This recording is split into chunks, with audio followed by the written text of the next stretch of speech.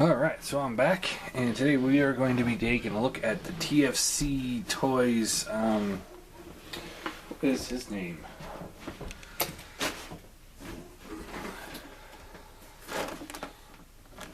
Phobus?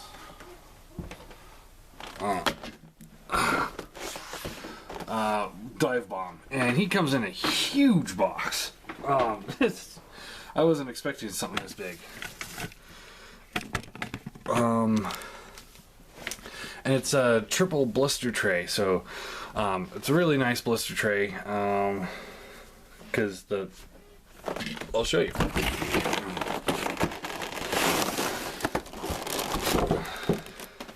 But first off, we'll look at the box. It's the same setup that they have, red goes into the black, picture of the product here, figure there,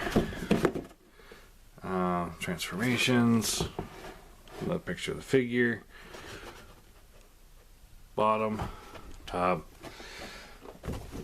that's it. It also comes with instructions and the stupid card. And in there you get this big black piece of cardboard that just kind of holds it all in. And we got a blister tray down here for the wings, which fits inside a blister tray here for the wings. So the wings are clamshelled inside there, so there's no moving around. And then there's then that all fits underneath this, which is for the figure, the hand, the gun, stuff like that, all fits inside here. And then this clamshell's over the top, holding everything in place. So I mean, it's great packaging. They really stepped it up. Like I said with the last one, and they just keep getting better on the packaging. Now, one thing I will mention real briefly, real quick, is that he had a little clear piece of plastic that was stuck to his chest, clearly there to protect the paint. But I'm gonna zoom in here. Okay, first off, mine's got some scratches and smudges on his head. See if I can zoom in enough. There you go. Focus, maybe.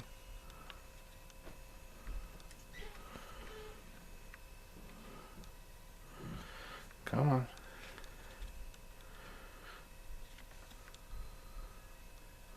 There we go.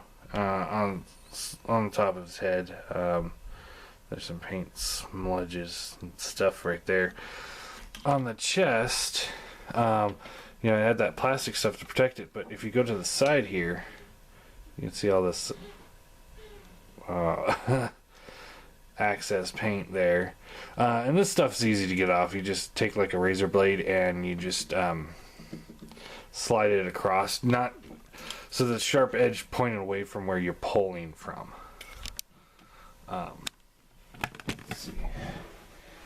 I'm not going to do it because I'm going to be selling these figures and I don't want to do anything to damage them.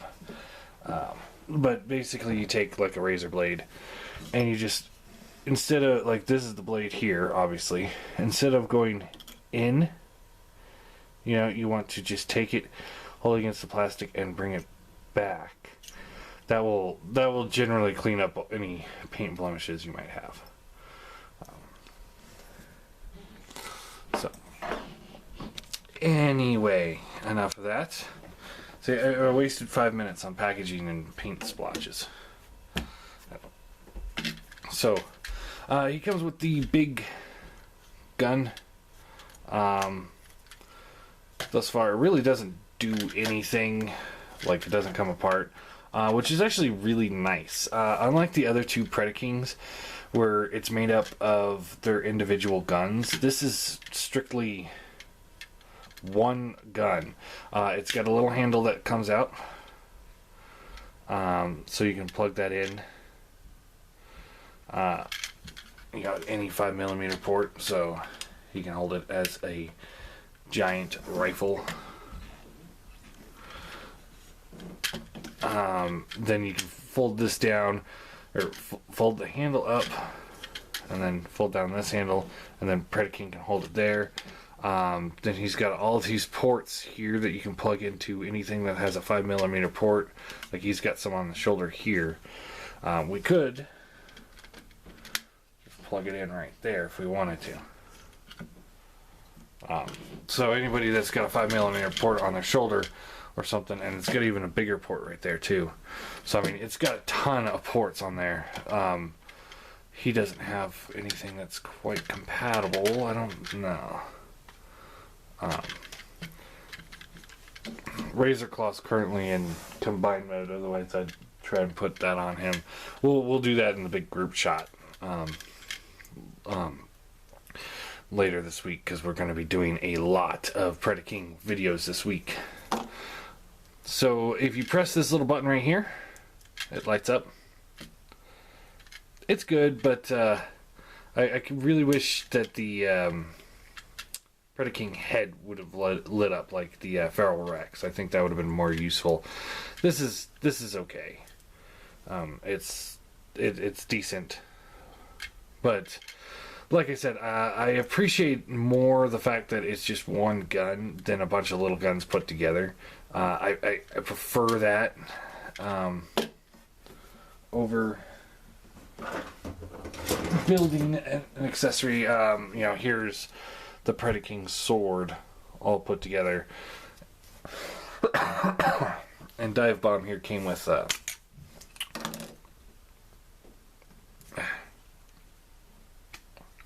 one of these. So it's a pickaxe stupid thing. I don't like it. And I know somebody was giving me shit about saying a lot, but that's just how I talk, dude. Back off. So we'll just put this all back together. I don't like that sword. It's stupid looking.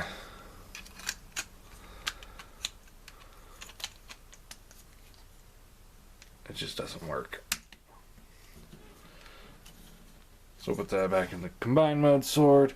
And this doesn't really work either, but whatever. He does come with another Predaking hand. And it's the same hand. I mean, I think this is actually identical to the Rampage hand, just flipped over. And now it's got the ball joints for the thumbs, the two thumbs like the Razor Claw did, but none of the other combiners have that. So it's just kind of like more bestial, which is cool, I suppose.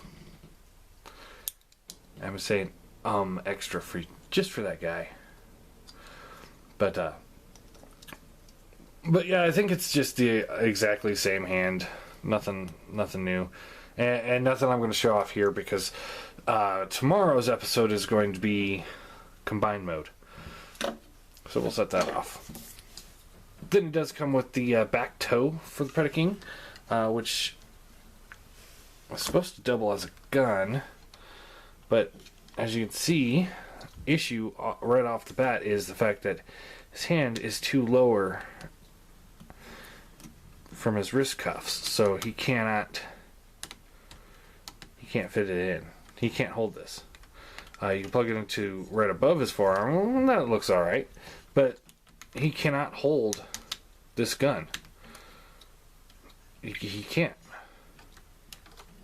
Now looking at it, he does have some sculpted little forearm blasters here. So that's very unfortunate. He can't hold his own pistol. And this is just ridiculously too big for him. But what is really freaking awesome is each one of the feathers is on a 5mm port. So you can take these and plug them in, and there's a sword, and that is infinitely better than the swords that any of them came with. I don't like these swords. I think these look stupid. These look awesome. I love these. This is just actually really wicked cool. And he's got 1, 2, 3, 4, 5, 10 feathered swords that he can hand out to his fellow fighters. So each of them could have 2, which is awesome. I really dig that. That's something that is not. The other Predaking's dive bombs don't have this, and I think this is by far the best use of those feathers outside of just sitting on the back. And here, this is the other thing I want to show off.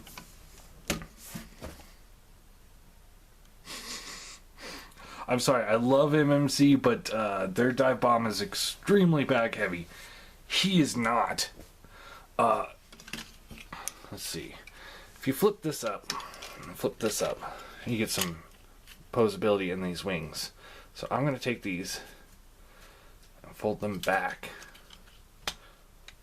and see if he can stand with them straight out back.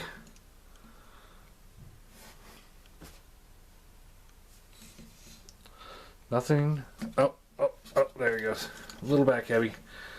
But that's with all the weight on the back. But you still can balance him. He's incredibly more stable than the Mastermind Creations one. And that I really appreciate. They somehow designed it so that this blocky figure, who still looks pretty cool, is able to be balanced with those massive wings. Because these wings are just about the same size as the Mastermind Creations wings. We'll... later this week, we're going to have the dive bomb war where all 3 dive bombs are going to be pitted against each other to see which one's the best dive bomb.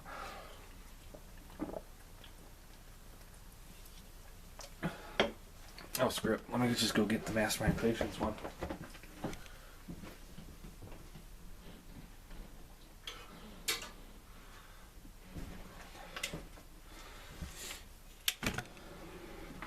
So here's the Mastermind Creations one. Here's what we're gonna do. I'm just gonna take the wings off him.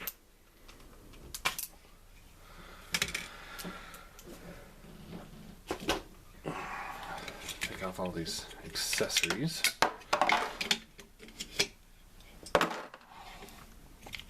Alright. We're gonna pull this off.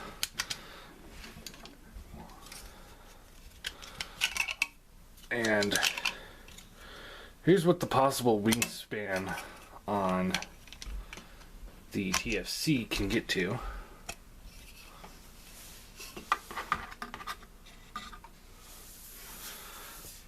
So that's a pretty impressive wingspan. That's and I don't usually do this.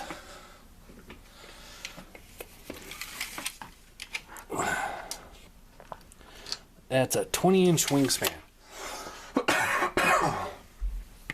Excuse me. And here is the Mastermind Creations.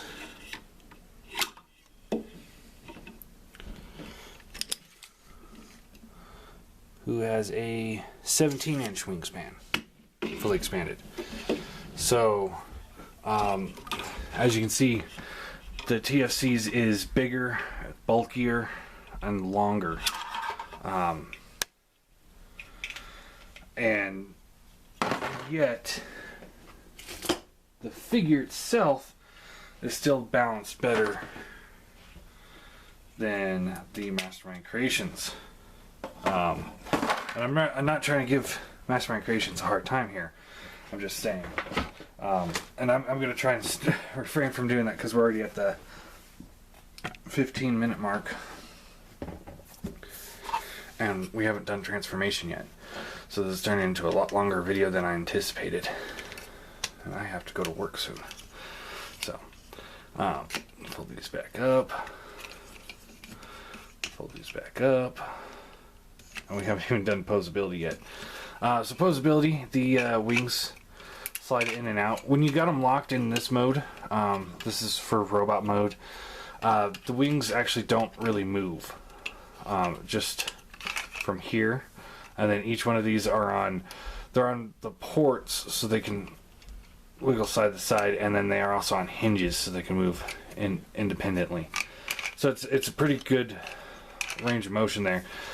Once you flip these up, these arms will come out, and there's a swivel here, hinge here, or swivel here, hinge here, swivel here, and then another hinge right in here.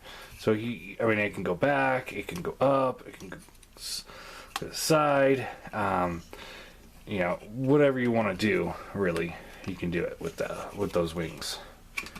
It's a pretty good little armature there.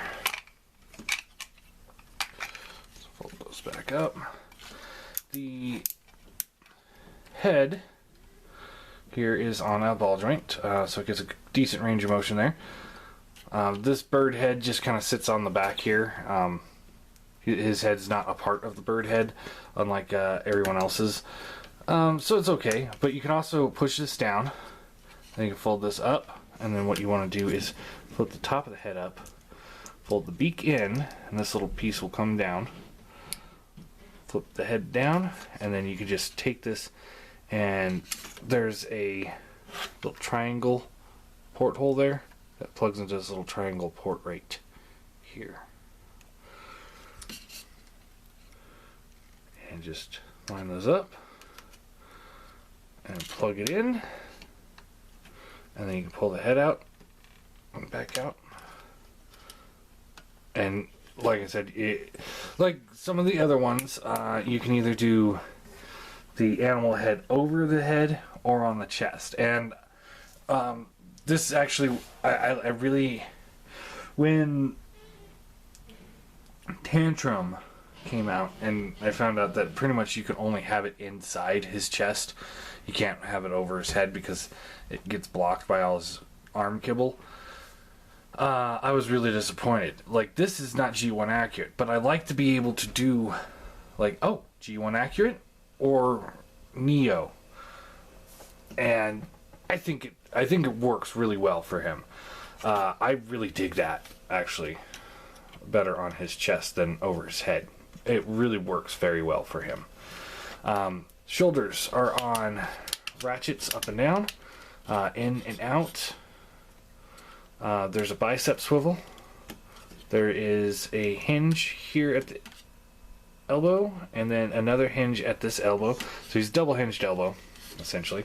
Nothing at the hand, but this piece does flip open, and it doesn't lock in very well when we're going into transformation, but the hand's not attached to it, so it doesn't flop around like the other two that I really had a problem with. If you watch my previous videos, you know what I'm talking about.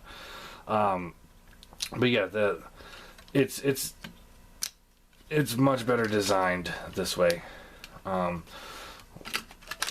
waist does swivel. It looks like when you do that, you run the risk of pulling the backpack off, but it's just 5mm ports back on. He's got the tail feathers back here. The hips up and down, in and out. Soft ratchets up and down, harder ratchets in and out, as you can hear. There is a swivel below the knee, a bend at the knee, and then there's the inward bend at the knee right there, if you want that more for transformation. Foot is on a ball joint, so it gets good range of motion there, and this does go up and down for the toe. This does move up and down for the heel. If you're a Beast Wars fan like me, this right here might be the way to go. Put the claws on the front, but when you do that, it becomes a little back. The claws on the back are really what make it stable, but this is more like a Beast Wars style design with the claws on the front. So, but we'll put those back how they're supposed to be for now. And it seems to really help with the stability of the figure. So, and we're already at the 20-minute mark already. Wow. Alright, so to transform him into bird mode, this at least doesn't take very long. You want to push the robot head in, like so. Flip the bird head up. And you want to flip up the top of the head. Flip out the beak, like so. These pieces will flip up. And those will form the neck of the bird. So you just fold it all the way back and then flip this up like so, and there you have the bird head.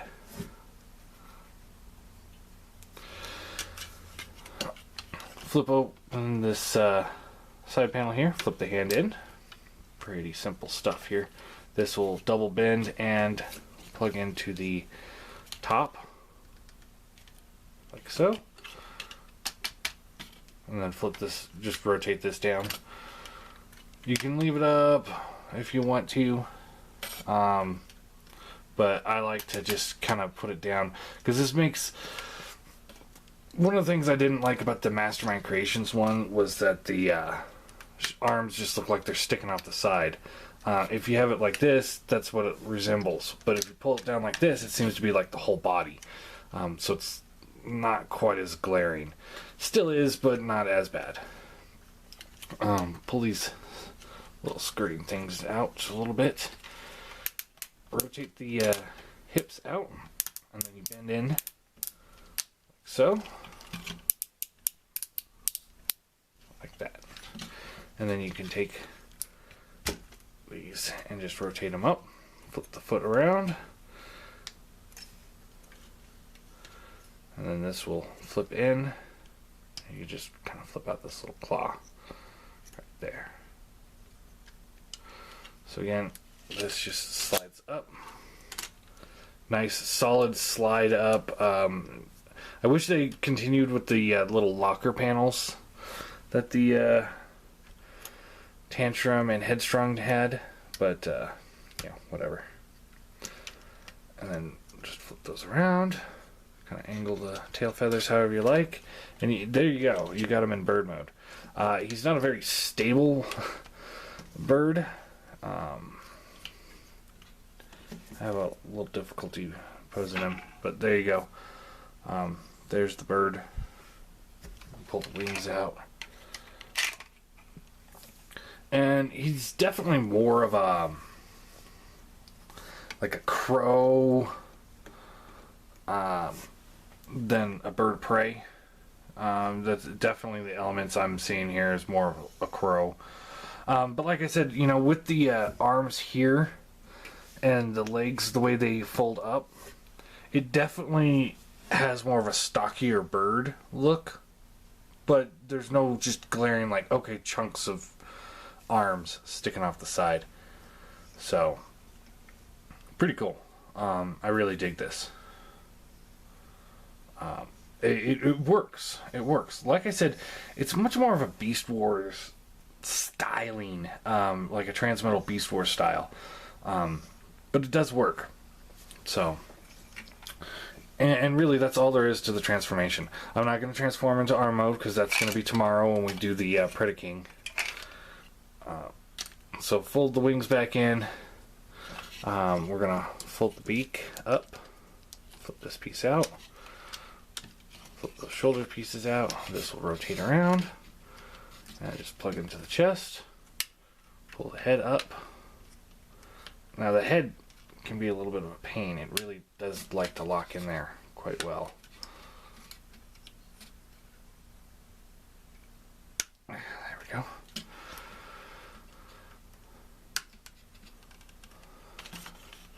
And then rotate the feet around, flip forward the toe, feet around, flip forward the toe.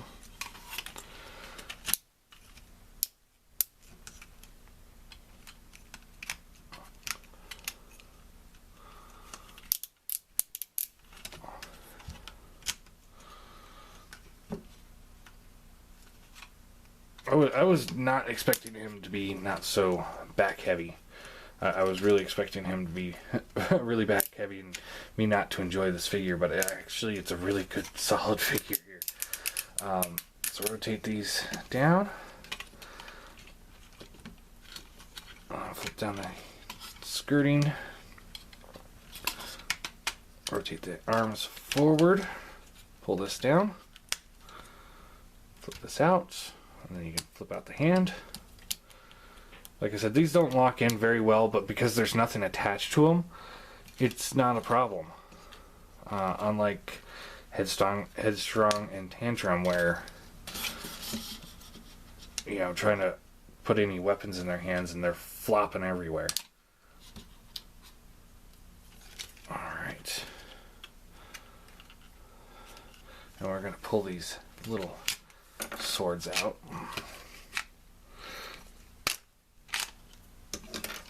So he still has a good winged profile. And now he's going to have like daggers.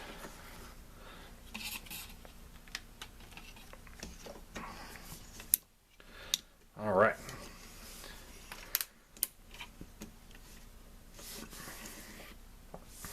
So, size comparison time. Let's start with the Seekers. Here he's next to the Classic Seekers. And here he is next to the Eye-Gear Seekers. And so he comes up to about mid-chest to him. And he comes up to, he's about a head taller. So it kind of depends on what you're looking for. See, Predacons are interesting because if you want them to scale with the Seeker Jets, then Unique Toys might be a better option. But if you want them, you can also say, oh, well, they're the troops for Predaking, I want them smaller than the Seekers, so this works. Or you could be like, well, they're Predacons, so they should be taller than the Seekers, so this works. So he really, like all the Predacons, they really work with whatever size scale you want. I think it, personally, for me, this works better.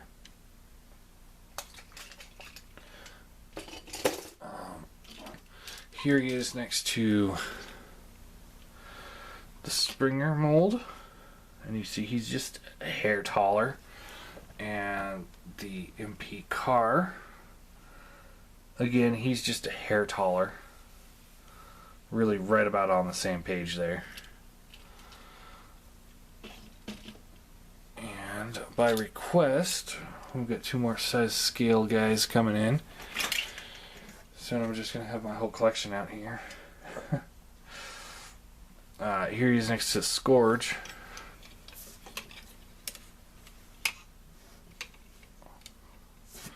Who, about mid-chest. So about Seeker's scale. And here is the Warbitron Baral. Who's just about half head taller. So, again, this he's working really well. And then just because I want to, like I said, I have all the other TFC guys in combined mode at the moment, but once we get to the actual Predaking review for them, we'll do robot modes and for everybody, and then beast modes, now that we have enough weapons to go around.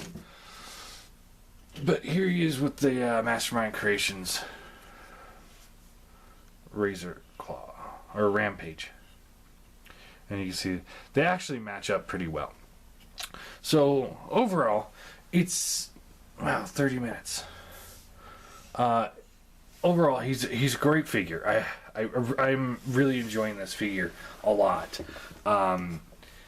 He is easily, for me, the best one out of the TFC Predacons, without a doubt.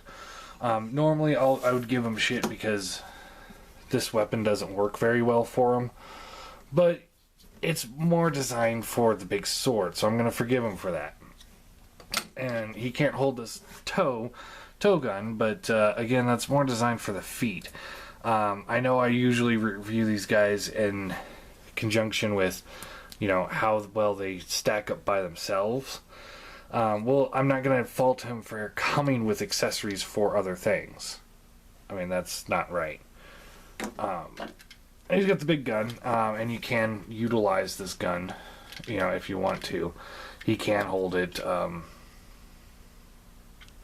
Just see if there's a place to plug it in on.